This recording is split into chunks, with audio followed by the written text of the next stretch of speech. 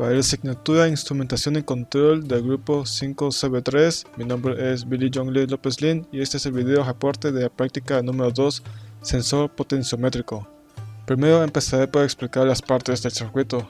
De este lado tenemos la entrada para la fuente de 5 volts, la cual alimenta el regulador de voltaje LM317. Conociendo la información de este regulador, sabemos que entre su terminal de ajuste y el de salida hay 1.25 volts. Además, mediante estas dos resistencias de 330 ohms, que en conjunto dan un voltaje de 2.5 volts, nos servirá para la siguiente etapa del circuito, puesto que necesitaremos hasta 1.8 volts. También, como es visible, esta última resistencia se dirige a tierra, lo que permite tener este mismo voltaje en paralelo para la siguiente parte. Siguiendo la terminal de salida encontramos una bifurcación. La primera por este lado encontramos una resistencia de 1.5 kΩ, la cual tendría hasta este punto un voltaje de 1 volt. Todo este arreglo con las resistencias anteriores nos permitiría tener una baja corriente y así evitaría en lo mínimo la disipación de potencia.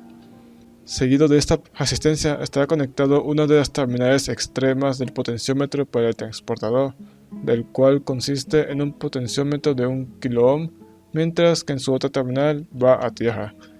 La salida del potenciómetro nos lleva a un buffer para mantener el mismo voltaje. Tras esto, utilizamos el operacional en su configuración rastreadora para que de esa forma pueda ser eliminado cierto voltaje que no deseamos. Antes de continuar, retrocedamos al punto de bifurcación, la segunda parte, la cual será el voltaje de referencia que nos servirá para obtener 0 volts con el rastreador. Esto funcionará al ajustar el potenciómetro para que el voltaje sea el mismo que el del transportador a 0 grados. De esta forma, al dar los 0 grados, el voltaje final del circuito debería ser aproximadamente 0 volts.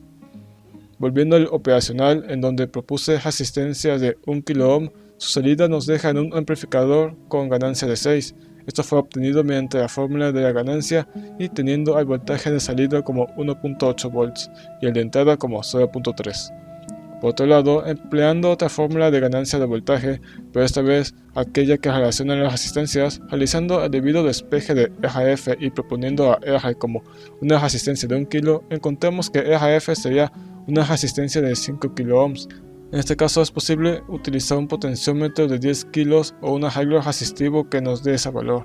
Para este caso tan simple, escogí la segunda opción, pues solamente tendría que colocar 5 resistencias en serie de 1 kΩ.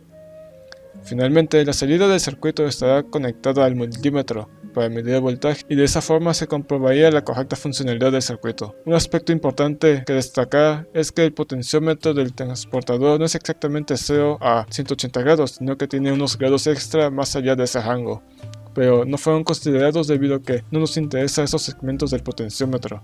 Por ello, el amplificador rastreador y el voltaje de referencia del potenciómetro ayudó para que esos valores de voltaje no fueran un gran inconveniente. Pasando a la prueba del circuito, observamos que a 0 grados da aproximadamente 0.5 volts, lo cual se debe a factores externos al circuito como el potenciómetro, ya que no es de precisión o el ruido.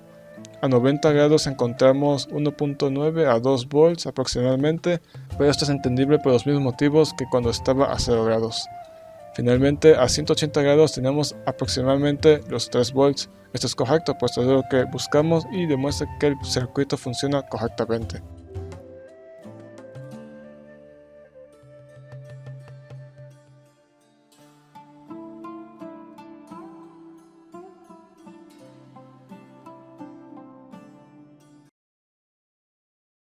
Esto ha sido todo por el video, muchas gracias por ver.